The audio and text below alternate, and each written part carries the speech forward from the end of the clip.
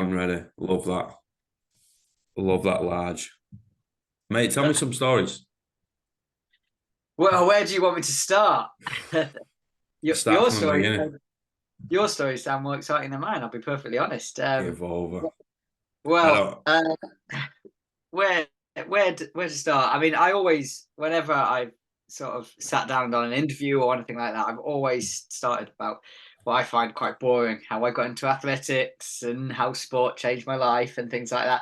Which is they're very good messages to put out, but I do feel like I've said them. And if anybody knows anything, about my career or anything like that, is for my living, I walked fast, which is pretty much incredible to make a living out of it. But I did, and was pretty lucky, fortunate, all those things to have that sort of length of career and not have to do another job. But I guess to start with, I always like to tell people that actually I wasn't any good at sport. I love sport. I love watching football. I loved sort of watching almost any sport really, but I never thought I could compete. I'm the size of a I don't know stick insect, so rugby was never going to be for me. I like even though I liked actually watching and playing rugby as well. And then I found athletics, track and field, and it kind of gave me a whole world, an outlet of sport that I didn't really know existed because it was just me versus myself, Yeah. which was really nice. And I was really, really bad at it, but I just kept turning up. I love the long jump, I love a bit of running, and I found this bizarre event of race walking and enjoyed that as well, and just kept turning up. And I can tell you that the first 5 or 6 years from age 11 to sort of 17, 18, I was last, I was rubbish, and I literally just did it all for fun. Oh, you started real young. Relatively young. I mean, there's some sports that you'd have to start at like 3 or 4 in Yeah, yeah. gymnastics and diving and things like that. So some people say, oh, age 11 is really young, but actually, it's like professional sport. It's not. But track and field takes a long time, to sort of peak. You don't really see a peak until your mid to late 20s. Um, and yeah, I just did sport because my parents wanted me and my sister to keep fit. That was it. There was not a sporty bone in our family, in our bodies. So for me to have gone on to the levels that I did was a shock to us all. I think you're underplaying this a little bit, mate. You know what I mean? Like, you can walk 5K faster than I can run it. That's that was my aim. Like, and Not just you. it's not by a couple of seconds either. You Yeah, know, yeah. you've It left me in always the shocks dust. people when they hear that. They're so surprised when they hear I can walk 5K in like 18 minutes. And they're like, what's the difference? When do you start running, and things like that, and how fast can you run? And I'm like, well, I can run a little bit faster, but not actually by much. And it's if people don't know the technique, you've got to land with a straight leg, and that's the most agonizing part of because it's almost like a braking action of the walking movement. So it's really quite difficult. Uh, and it takes so long to master the technique that's some people is just kind of the limiter for them to then be able to train and sort of put into practice, I guess, managing to train for the Olympic distance, which is 20 kilometers, pushing yourself aerobically to the fittest you can get. And you've kind of got that technical jeopardy, I guess, in race walking that you could get disqualified if your technique isn't perfect. So that's why I really fell in love with the event. And when people say, oh, you walk faster than I run, it's kind of a bit of a compliment, a bit of it's just a bit exciting, something a little bit interesting about the event. And then if you watch a marathon, usually the winner is going to win it unless they blow up, but in Hmm. the walks the winner could get disqualified even in the last second of the competition, and that's what I loved about it. For sure. I mean, how many strides are you going to do in a competition? Like, there's going to be a hell of a lot, right? And you have to be spot on every single time. You know, there is a skill element to it. There is a degree of accuracy that you need to be able to elicit, right? It's no longer just like, okay, who's the fastest? Who can get from point A to point B and get there in the shortest time? It's like, no, no, now you need to be like mentally switched on for thousands of strides. You Yeah. cannot let that slip because one slip is DQ. Yeah, yeah, pretty much. So it's it certainly kept me on my toes.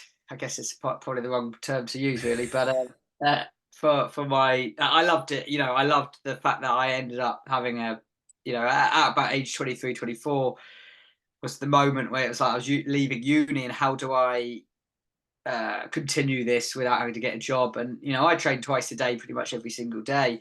To get to the sort of top of any sport, you have to commit all of your life, really, Yeah. from sleeping, eating, and training. So it was a bit scary, and thankfully I sort of started to have a bit of a breakthrough year when I turned 24, 25, and then got sort of not really sponsors, but I got lottery funding in the UK. We've got that support athletes, and then eventually some sponsors off the back of my first Olympic Games, where you know I had a real breakthrough. It's a real shock. I went in ranked about 30th in the world, finished sixth, breaking the British record. You know, I led most of the race as well, and it gave me belief that I could actually, you know, be one of the best in the world. And overnight, it felt like I had become that. And as I say, when I was age 12, 13, coming last in my local running Yeah. and walking races, this was so far away from that it, you know, I always, whenever I set a new personal best or achieved a goal, I was always happy with it. And I said, right, I'm going to set myself a new one, but if I have to walk away from the sport tomorrow, look what I've already achieved and where I've come from.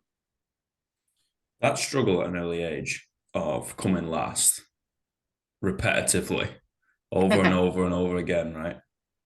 What did that teach you about you? I was it didn't really teach me anything, to be honest. Well, now I look back at it and I'm like, I'm pleased it did, because I clearly just enjoyed it. You know, I wasn't competitive. I was, but I never thought sport was something I could succeed in. So I wasn't competitive in sport to begin with.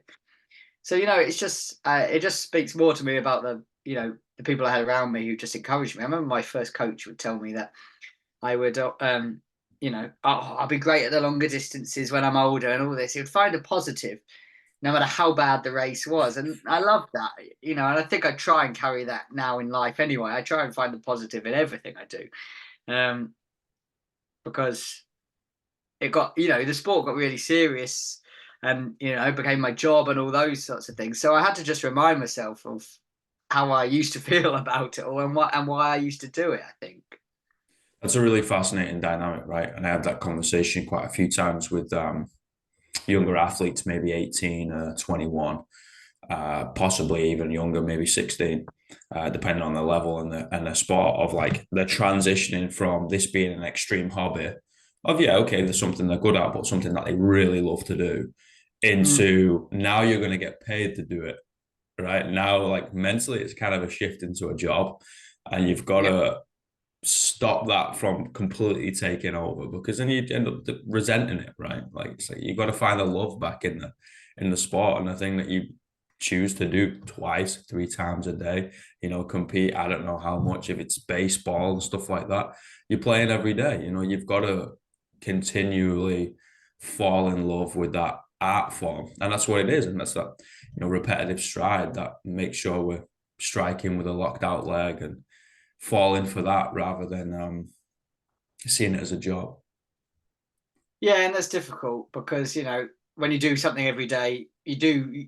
There are days that you don't love it, and I think people, Oh, you yeah. hear sports people talk publicly and in, you know, in the press, and we're always quite careful, I think, because we never want to see it as moaning or complaining or anything like that.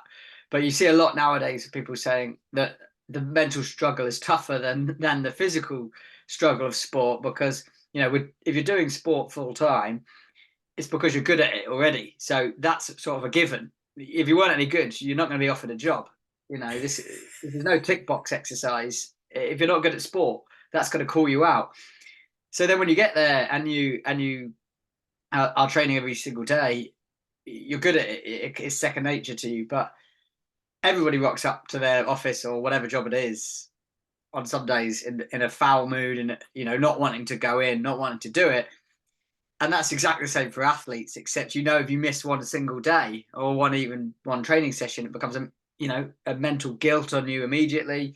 You know, your rivals are out training every single day. Yeah. and social media came into play probably Yeah. quite early-ish into my career, but not to the extent it is nowadays.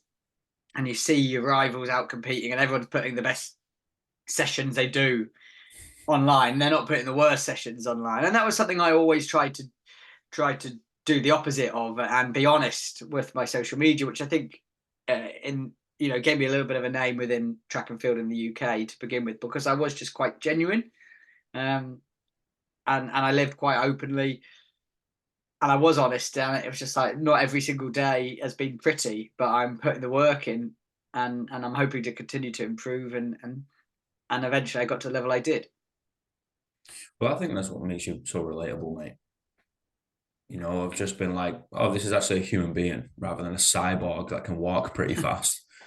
And I think the general population fall into that trap more too often than they realize. The media kind of gets involved, and Oh we yeah, we look at athletes of these just freaks of nature that can just continuously perform for our entertainment. And you're like, yeah, you do realize that's a human being. That's a human being who's probably underslept, under recovered, stressed out their eyeballs, and done 14 sessions this week. And then people are just sat on the couch eating crisps, and we're like, yeah, well, why can't I be entertained? You're like, yeah, fucking hell. yeah, and Like, sit there and say, "Oh, I could do that. That's my favorite." But yeah, just come spend a week, do a week with me, and then see if you can physically walk away at the end of it. never mind a week, mate. Let's be honest. They're not even going to show up for day two. No, probably not. You, Probably you not. know, But it's you know what? That's what I always say. With athletes, we're all of the same mindset, and you kind of surround yourself with like-minded people, really, because yeah. that's the way you succeed in any walk of life, in my opinion. It's not you know since retiring, my eyes have been opened to sort of, I don't know, the lack of motivation that a lot of people have, and I don't actually blame individuals for this. I think it is the way society sort of beats it out of us a little bit, and I try and sort of, my mission right now is really just to try and encourage people into low level exercise. It's something I really, I've taken the walking aspect and I've gone, right, what's the most polar opposite of what I did? But it's the most accessible, easy, free to do sport, and people are starting to see walking as a sport. People walk park runs and things like that. I think I can try and help change people's lives by doing this. And it sounds so sort of cliche, but exercise, we know, it gets drummed banged on the drum now about how great it is for mental and physical health, walking and doing sport and all this is. However, that's just a slogan, and that annoys me. It's like, how can you make that accessible and easy for people? You don't have to go and join an athletics club to walk, run, jump, whatever. You can go for a walk out your front door for 5 minutes a day, and it can have a small and very positive impact on your life. And that's kind of the messaging I'm trying to sort of, I guess it's something for the future for me, um, is to get this sort of message across, and the plan is to start working with people in power, and in people who have say over things, of how we can get this messaging out and change the way people look at sport. People don't want to run, they don't want to put lycra on, they might feel really self-conscious, they might not want to sweat too much, they might not have the time, they might have the kids with them. Getting out and doing walking could just change everybody's life for a matter Mm. of a few minutes. So that's kind of where I'm at with it, and it's why what I've realized since retiring, as I say, it's just so the normal person, as I say in brackets, doesn't really, it isn't given a chance sometimes, and I think they need to be shown how to, life isn't just about turning up for work. You can sort of really change your mindset and your fitness, I guess. I love you for saying that, mate. Fitness is a catalyst we use to change lives. At the end of the And day, it's something that should be accessible to all, whether it's the bloody gym or walking or a pool or whatever, right? Like, yeah, it shouldn't I be a heard barrier. I heard something the other day. I can't remember. It was like a stat or something, and I'm not going to get the stat right, but it was something like after the age of 16, most grown adults never sprint again, never Oh run yeah. fast again. This, but I just laughed. I laughed at it, and then went, yeah, it's probably really accurate, because why would you, unless you're running away from an axe murderer or something? I don't know why you would. Why would you genuinely sprint ever again? You know, you might do a few park runs, or you might do a little bit of sport in your adult life, but yeah, we encourage kids into doing sport so much, and then it just goes as an adult. So yeah, that's more just my trail of thought there. No, mate, I'm completely with you. You know, and the drop off, especially in the UK, right? We're going to speak domestically and nationally of like the drop off of 16 plus is crazy. The amount of kids that just overnight stop playing sport. And then for ladies, it's even younger, 14, Yeah, 13, because it's no longer socially cool. It's like, what the fuck? And then like PE is now kind of secondary. You're like, maybe we only get 45 minutes. Oh, but you got to yeah, get changed. So now it's only 30 minutes. And then the schools haven't got enough funding. So there's not yeah, enough balls. So they can't do this and that. And you're like, oh, they don't have the grounds to go cross yeah. country or walk around, So they're walking The, on bloody pavement. the connection between, so I think the connection between professional sport and society is getting even bigger. Then there's a connection between sort of being able to play sport, um, and there's no sort of connection to schools. You know, athletics clubs used to have direct links to schools. They don't at all anymore.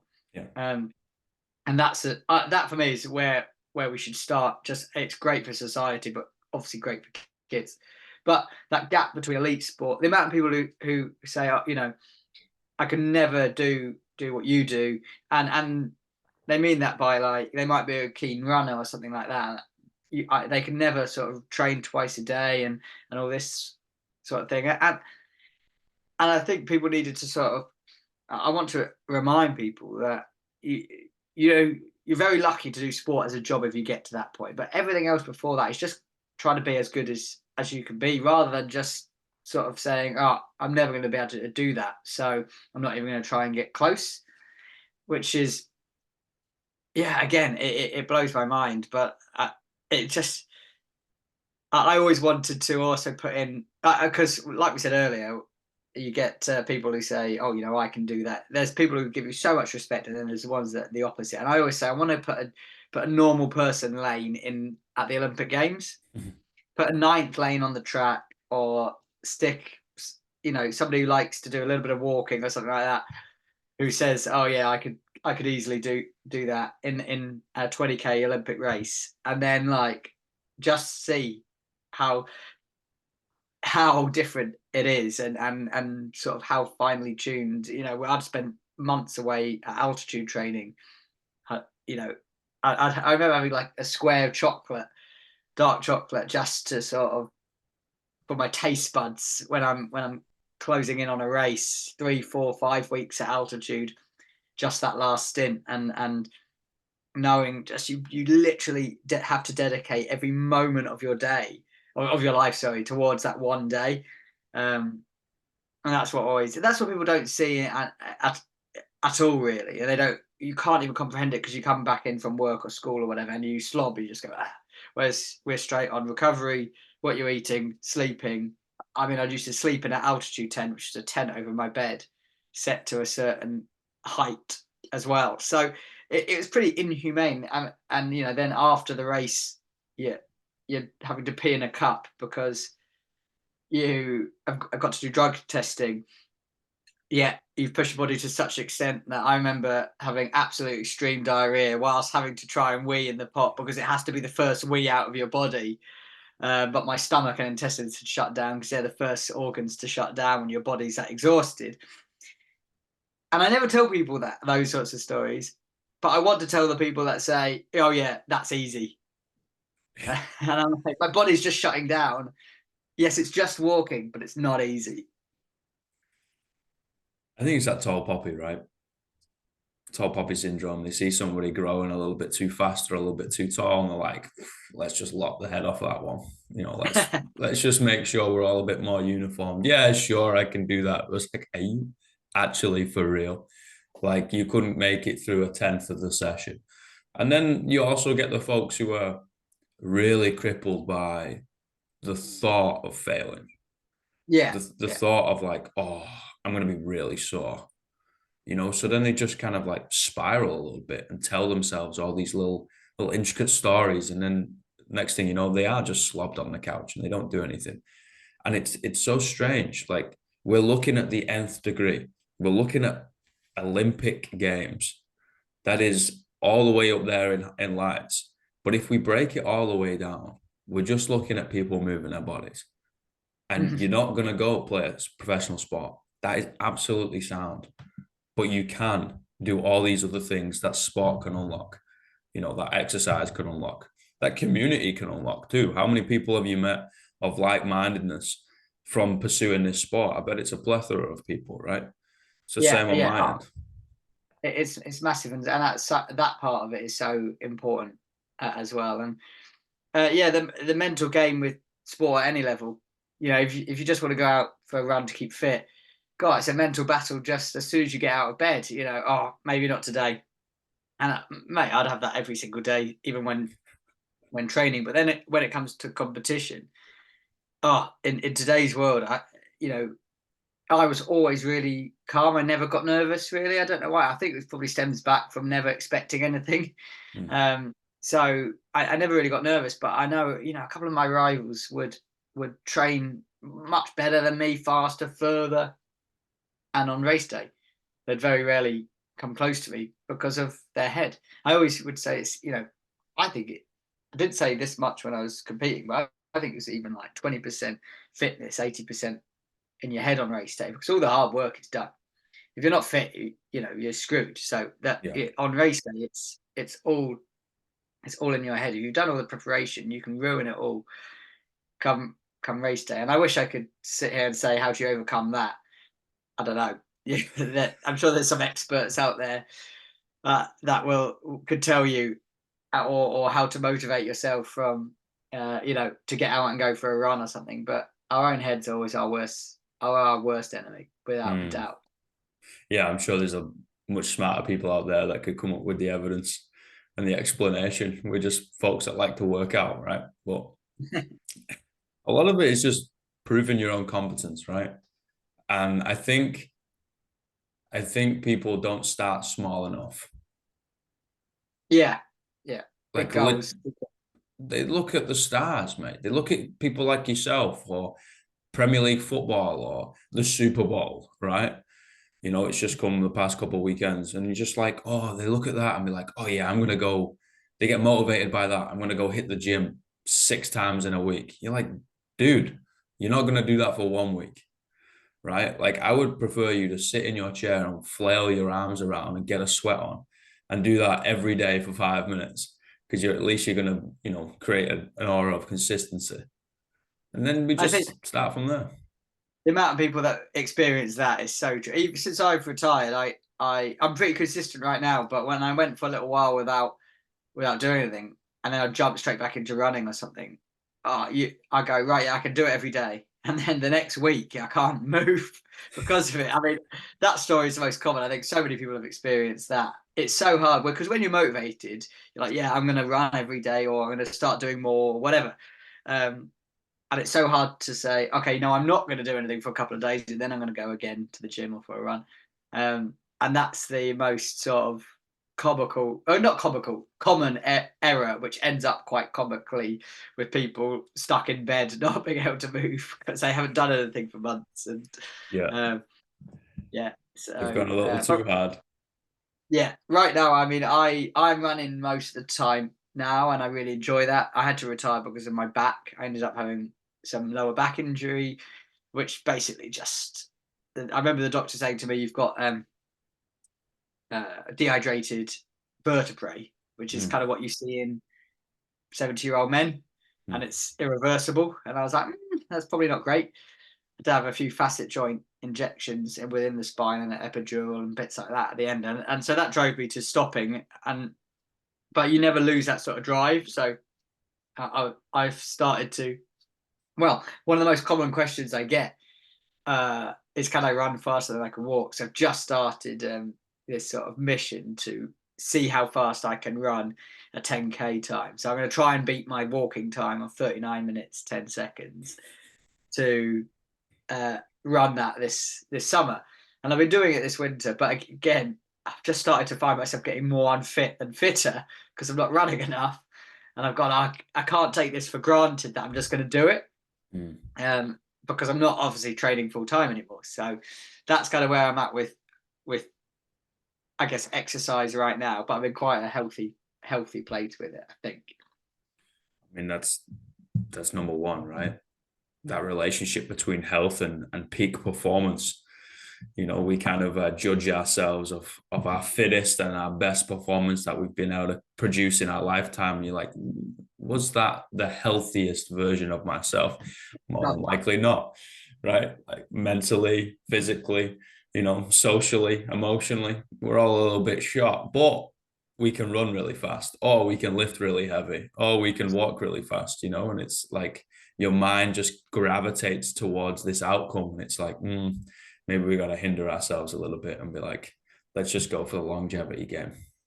Yeah, it's professional sport. It's a young man's game, and it messes you up. but yeah, no, I was lucky, I think, because I got to decide when to retire. I mean, yeah, injury was forcing it that way, but I was still competing at a relatively high level. Whereas so many athletes and friends of mine, they're still competing now.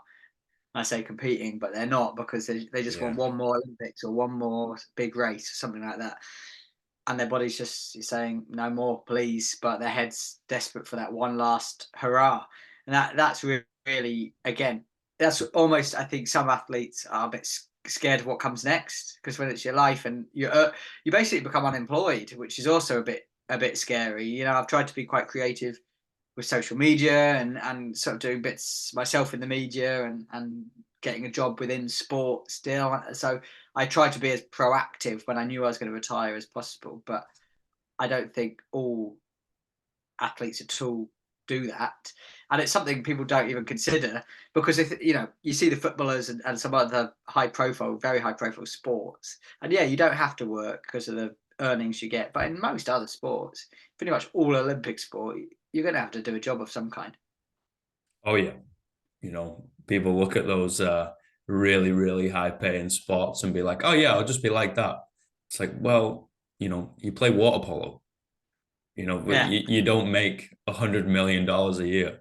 You know, you're not gonna get a night contract worth I don't know how many pounds. Like we've got to Yeah. think about the exit, which is hard to make a kid, let's be honest, because when you got to get into this, you got to be a kid. You don't want them to necessarily think about the exit, because they're you know, no longer committed. For some folks, sometimes they got to go completely all in, but you have to have a little bit of a, I don't want to use the term plan B, because I never would have had one. You know, everybody else wouldn't have had one. You know, go back 10 years and you say, Alex, get a plan B. I'd have said, fuck off. You know, I'm gonna go for this shiny object, you know, try and grab hold of it. But you kind of do. You kind of need to think, okay, how do I protect my mind? How do I protect a little bit of stuff around me? How can I gain another skill? Even if that is coaching and you fall into the sport realm. But that's why it's important to, you know, you end up getting a degree or diploma, or you finish college or school or something, right? Yeah, definitely. It's more, I think, like you say, you'll struggle to convince people to have a plan B, but it's more being aware that Yeah. that one day this will come to an end. And I was always just trying to make connections, meet people, and don't rely on what I had at the time, which I think has fared me quite well. And it's so easy to get distracted in elite sport.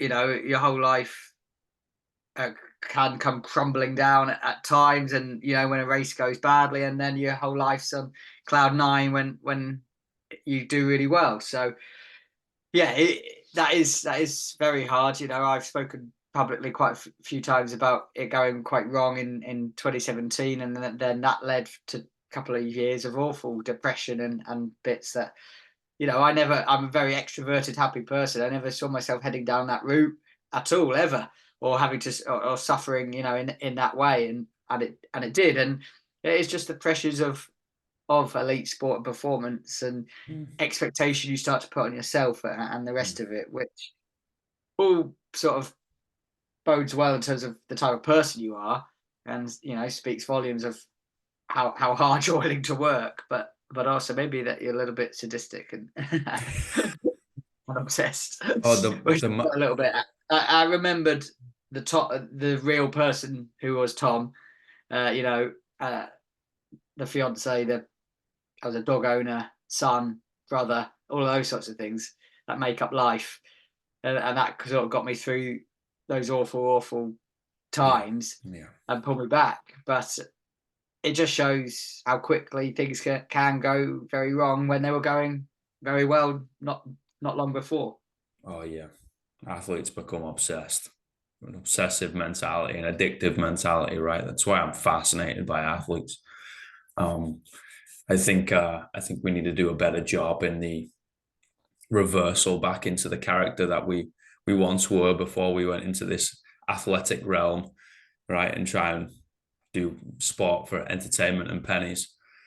It's like, well, these folks can really contribute to the workforce because they talk about working hard and talking about Yeah, like skills that they've developed cognitively, never mind the physicality. They can really contribute. And I think a lot of the time it's just rinse and repeat, right? Because there's always a bigger fish. There's always a younger and prettier one. Like it's just kind of cycle through the bottom and leave the top and kick them out the top end. And I find that sad, man. I find that really sad. yeah, I do think that's changing a little bit in sport, especially Olympic sport, that they realise there is a responsibility there, Mm, just like there is any other line of work, and if not even more, in sport because of the sacrifice it's made. So agreed. I'm pleased to see that, and ultimately, again, it's a cliche, but if you got a happier person, they're far more likely to succeed and work hard. It's very cliche, but it's so true. And now the conversations I have with young athletes and with coaches and within the performance teams and within UK athletics and all that sort of thing is it's just about the individuals and yeah, it is cutthroat. It's going to be that's sport. If you're not good enough, you're not good enough. Full stop. Yeah. But there's ways of making sure athletes who got there in the first place stay there and are able to be good enough. Brother, I got three questions. Okay. What's the greatest piece of life advice you've ever received?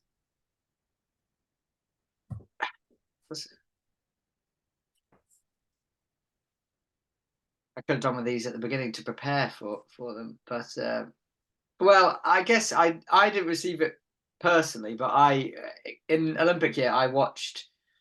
I can't remember the guy's name. It was a fantastic YouTube video which was named.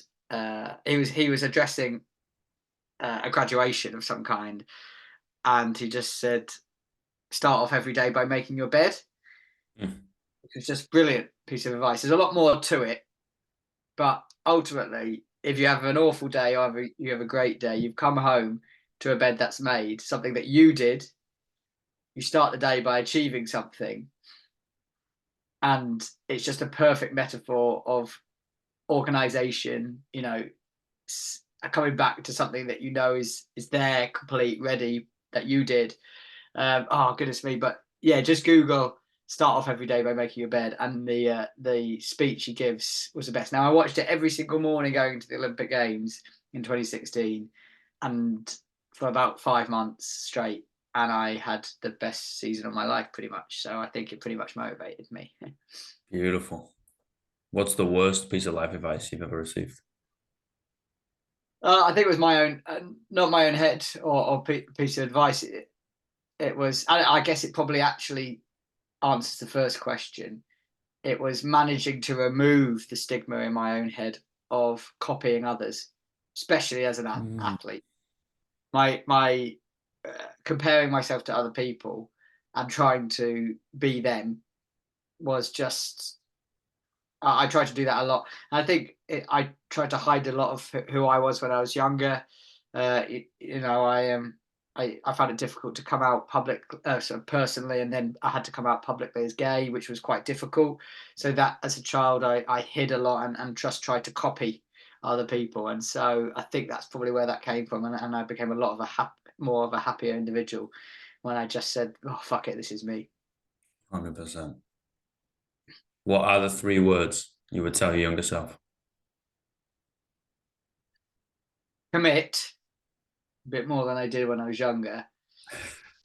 Uh, I'm not going to use the word authentic because it's so overused. Mhm. So I'll go with individual. That's crap, but I would say authentic, but I get you. it's so overused.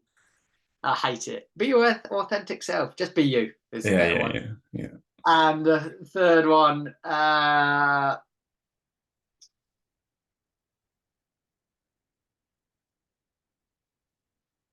comical, because that's me. I'm just a comical bloody genius. No, I'm not. I just like making people laugh. And My man. for a long time I didn't, or I hid that away, and I love being the joker, the prankster, and all of that sort of thing, and that's a part of me that I should always bring out because I feel like I tend to make people feel quite comfortable around me and can be themselves around me as a result. Beautiful. Brother, thank you so much, man. This has been an honor and a privilege. Oh, my pleasure. Mate, Thanks for having me. you're welcome back anytime. Enjoy the North. I miss it daily. And whenever I get home, I guess we can go for a slow walk. Yeah, absolutely. See if You're I can welcome keep up. anytime. Anyway, brother, you have a great day, mate. Thanks, Alex. Talk soon, Cheers. brother. Bye Bye, bye. everybody.